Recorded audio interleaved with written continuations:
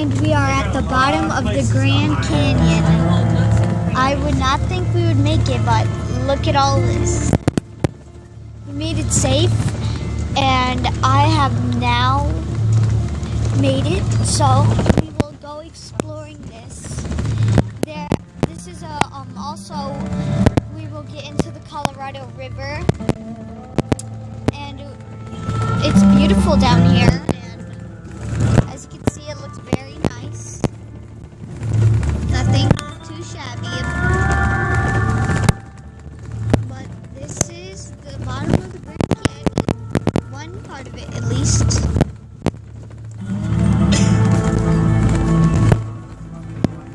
And it is beautiful.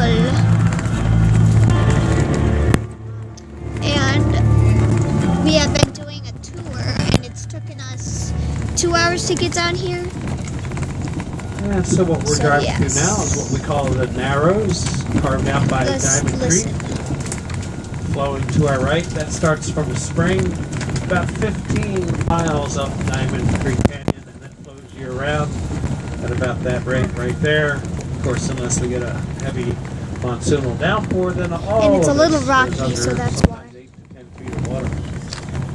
Last summer when it went under, it moved the road. It does this every year. To our left, where you see where the dozers worked and that green grass is, that used to be where the road was last summer. And now it's over here.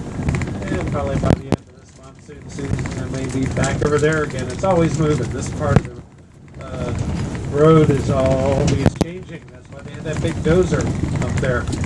And you know, a few years ago, I was on the beach talking to a buddy of mine that owns one of the rafting companies. And I was sharing a story with him I heard years ago about a big flood coming through here in the late 1970s that they said washed a bunch of Wallapai supply trucks right through the Narrows into the Colorado River. My buddy George is shaking his head. Oh, no, Scott. Those were not Wallapai supply trucks. I said, well, how do you know that for sure, George? He says, well, because they were my trucks, okay? I said, all right, okay, I believe you. Tell me the story. Well, he said they were coming off, a 16-day paddle trip. It was monsoon season. It had been raining pretty hard. They knew the routine that this would likely be flooding, so they arranged via satellite phone to have a vehicle waiting for them at the beach, get their customers up and out to safety as soon as possible, which they did.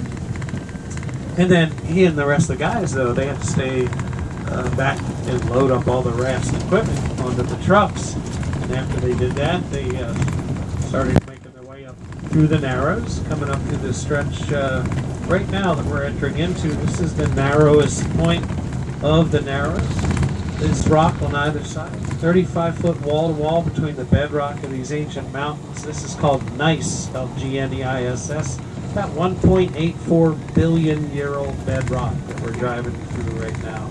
So anyway, these guys come up here, and it's pouring rain. There's a guy stuck in the middle of the road in his truck. They got out to help him. And you can find that's what gold saved in their bedrock. lives, because once outside the Floating vehicle, they could then hear the money. roar of the coming flood. These big floods, they can be tumbling boulders the size of Jeeps, big ones. And it makes a thunderous roar as it comes down the canyon. And if you're ever down in a place like this and you hear a sound like that during monsoon season, you do what these guys did. You start climbing for your life fast as you can, which they did. They got up and out of harm's way in just enough time to look down and see a 15-foot high wall of water come barreling through here at just incredible speeds. Just remember, everything we've been driving through gets funneled right through here to the Colorado. Washed away all 3 trucks like Matchbox toys. So today, if you go down river a few miles from where we're going to come out on the beach, there's another beach, and they call it Truck Beach. I bet you can guess why.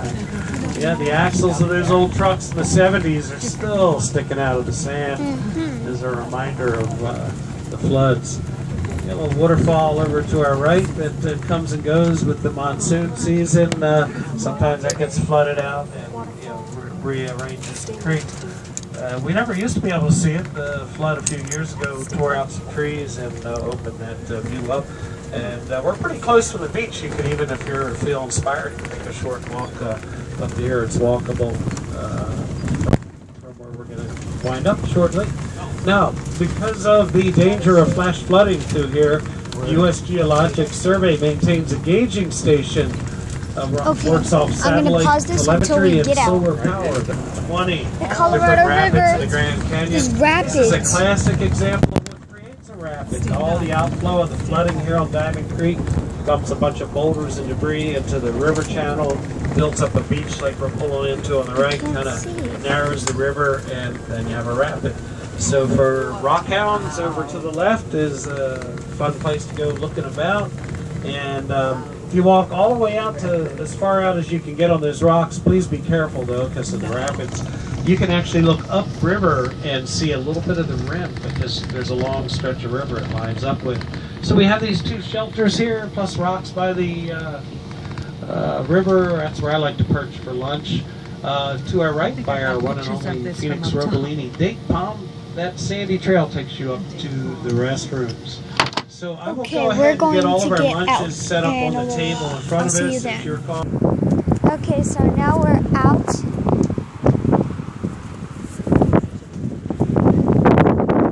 So it's pretty nice. Oh, there's one of the rocks I want to sit on. Yeah. Wow, this place is so big. Yay. Well, we made it to the Grand Canyon's bottom. This feels so cool. Oh.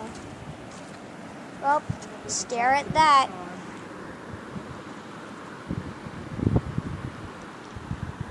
Look at all this. All that mountain at the bottom of the Grand Canyon. I want to go step in the water. The water slide's cold. You can't step in it. Okay. So, we made it to the bottom of the Grand Canyon. And let's go see what it's like. Walking, walking, walking.